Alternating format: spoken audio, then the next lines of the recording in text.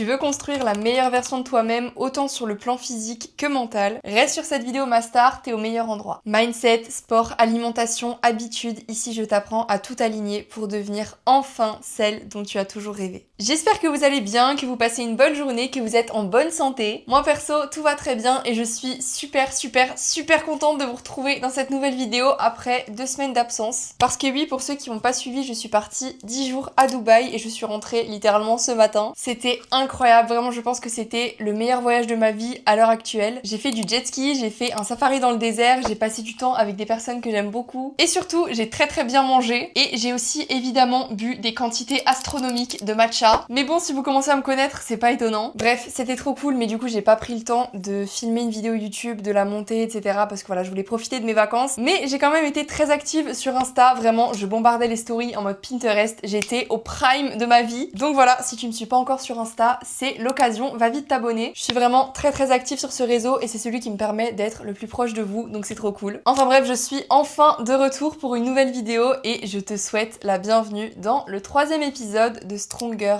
Girl Era. La mini-série qui, j'en suis certaine, va t'aider à devenir ta version de That Girl. Et pour ce 3e épisode, on va parler de l'auto-sabotage.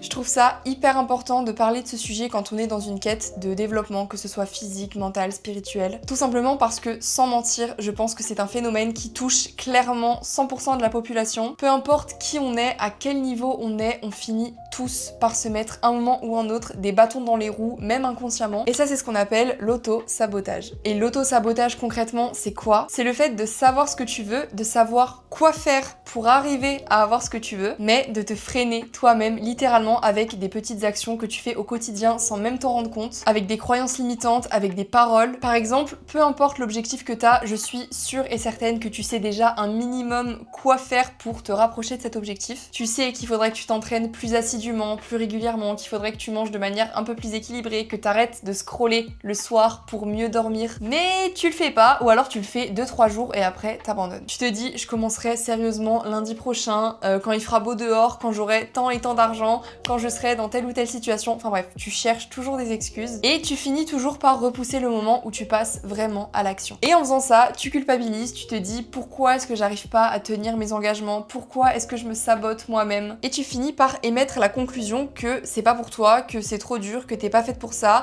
que ce sera mieux peut-être plus tard, enfin bref, voilà. Mais je te rassure, le problème ne vient pas de toi ni de ta volonté. Je suis sûre que t'es profondément motivé et que tu veux vraiment atteindre tes objectifs. C'est juste que ce mécanisme d'auto-sabotage, il est humain, il touche tout le monde comme je l'ai dit, et il vient de mécanismes précis dans ton cerveau qu'on va analyser ensemble maintenant pour que tu comprennes enfin pourquoi est-ce que tu t'auto-sabotes et pourquoi est-ce que tu arrives jamais à tenir tes engagements et atteindre tes objectifs. Dans cette vidéo, tu vas comprendre pourquoi est-ce que tu finis toujours par te mettre des bâtons dans les roues, même au-delà de ta volonté, et surtout comment sortir de ce schéma pour enfin devenir la fille que tu rêves d'être, disciplinée, alignée, fière d'elle, confiante. Tu peux devenir cette fille-là, moi je crois en toi, alors fais-le aussi. Dans cette vidéo, je vais te donner 4 raisons qui te poussent à l'auto-sabotage, donc peut-être que tu te reconnaîtras dans 1, 2, 3, voire les 4. Si c'est le cas, évidemment, c'est pas grave du tout, je vais te donner des solutions concrètes pour que tu puisses sortir de ce cercle vicieux. Et on commence par la première raison qui est celle que tu vis toujours dans le tout ou rien. Par exemple, si tu rates une séance, que t'arrives pas à faire tous tes exos, que tu te sens pas bien, que t'as des ressentis pourris, bah tu vas laisser tomber tes séances pour toute la semaine, tu vas te dire de toute façon j'étais nulle aujourd'hui donc je serai nulle demain. Ou alors si tu manges par exemple un aliment que t'avais pas prévu de manger, que tu fais un petit excès et que tu te dis foutu pour foutu. Et ça c'est un aspect que j'ai abordé très en détail dans ma précédente vidéo, le Stronger Girl Era épisode 2 du coup, autour de l'alimentation. Et cette vidéo elle me tient profondément à cœur, donc vraiment si vous l'avez pas encore vue, je vous invite à la regarder, elle est pleine de valeur, je me suis vraiment livrée à 100%, je vous ai parlé à cœur ouvert et je suis certaine qu'elle a le pouvoir d'aider énormément de personnes. Donc si vous avez des difficultés avec l'alimentation, je vous conseille vivement d'aller la regarder. Enfin bref, pourquoi est-ce qu'on réagit très souvent avec ce fameux tout ou rien? En fait c'est tout simplement le cerveau qui cherche constamment la perfection et ça c'est un problème qui arrive à énormément de personnes, dont moi. Donc voilà, dès que tu fais pas les choses à la perfection, ton cerveau il va se dire foutu pour foutu, c'est aussi simple que ça. Et le problème avec ça c'est que c'est épuisant au possible et que ça te bloque en fait dans tous tes objectifs parce que, et ça c'est une chose que je me répète tout le temps, que je rappelle tout le temps, on ne peut pas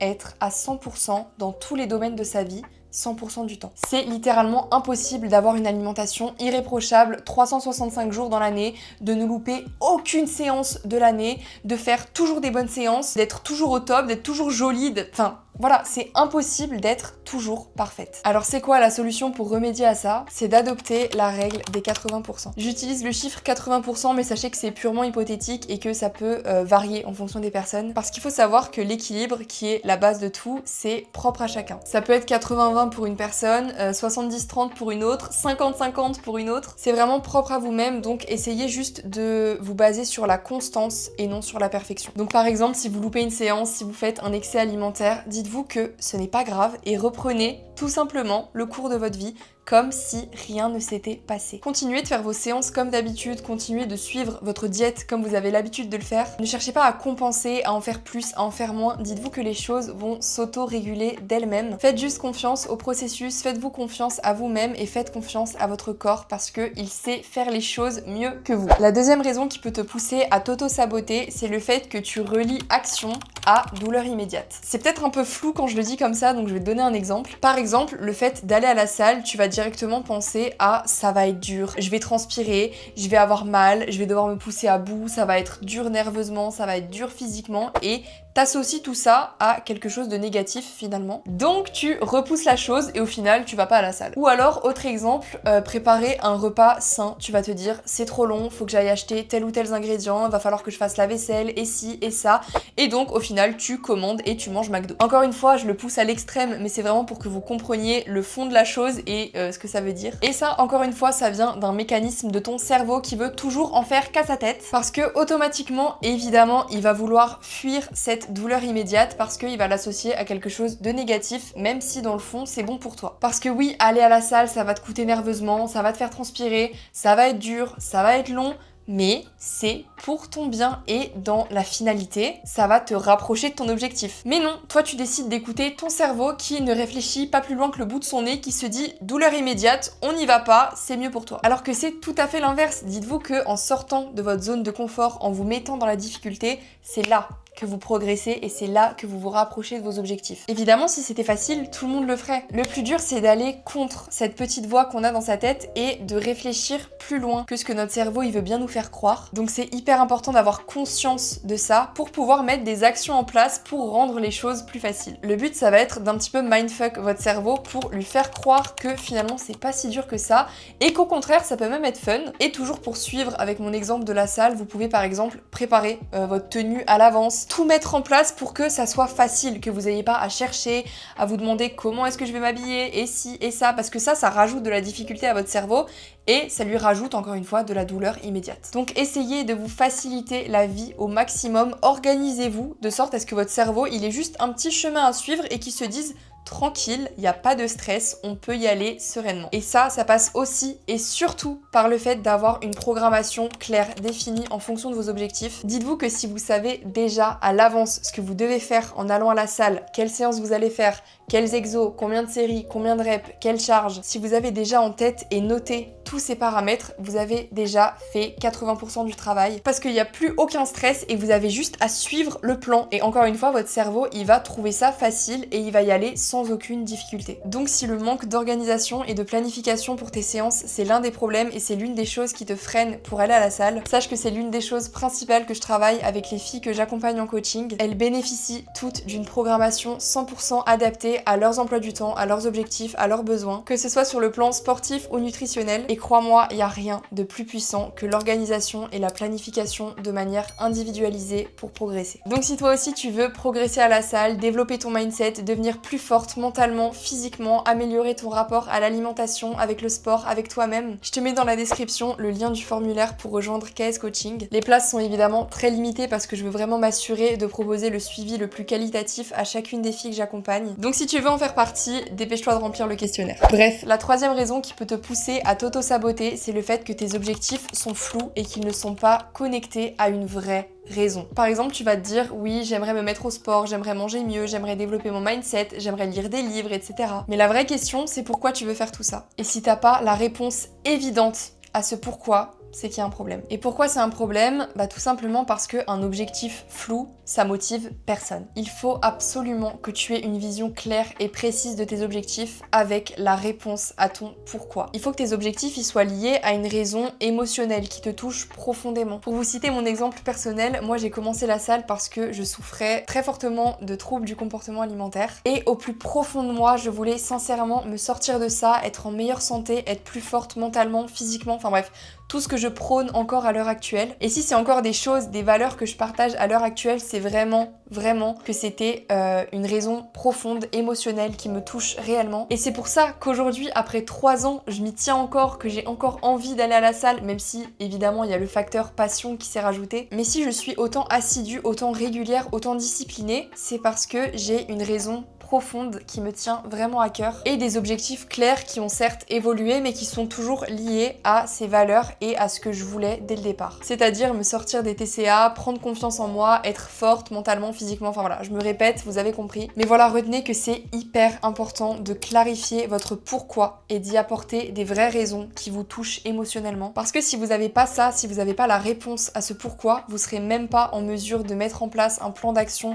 pour progresser et atteindre les objectifs flous que vous vous êtes fixés. Donc concrètement, le genre d'objectif qu'on veut pas entendre, c'est par exemple je veux perdre du poids, ni plus ni moins. En fait, cet objectif de perte de poids, il faut vraiment que tu lui donnes une raison. Ça peut être par exemple de te sentir mieux dans tes vêtements, de monter les escaliers sans être essoufflé, de pouvoir jouer avec tes enfants, de te sentir plus confiante, plus jolie, plus à l'aise dans ton corps. Et pour ça, je te conseille vraiment de visualiser et même d'écrire la version idéale de toi. Comment est-ce que tu agirais, comment est-ce que tu t'habillerais, comment est-ce que tu mangerais, comment est-ce que tu parlerais, enfin voilà. Plein d'aspects de la version de toi que tu rêves d'être. Et une fois que tu auras fait ce travail, tu verras que ta vision, elle sera déjà beaucoup plus claire et que tu arriveras beaucoup mieux à trouver la réponse à ton pourquoi. Et pour finir, la dernière raison qui peut te pousser à t'auto-saboter, c'est le fait que ton environnement te tire vers le bas. L'environnement, c'est vraiment quelque chose dont je parle énormément, j'en parle presque à chaque vidéo, j'ai l'impression, mais c'est quelque chose qui est hyper important et qui est souvent trop négligé, parce qu'en fait, on s'en rend pas compte étant donné que l'environnement, c'est quelque chose qui nous entoure, littéralement. Votre environnement, c'est évidemment l'endroit dans lequel vous habitez, mais ça peut être aussi votre entourage,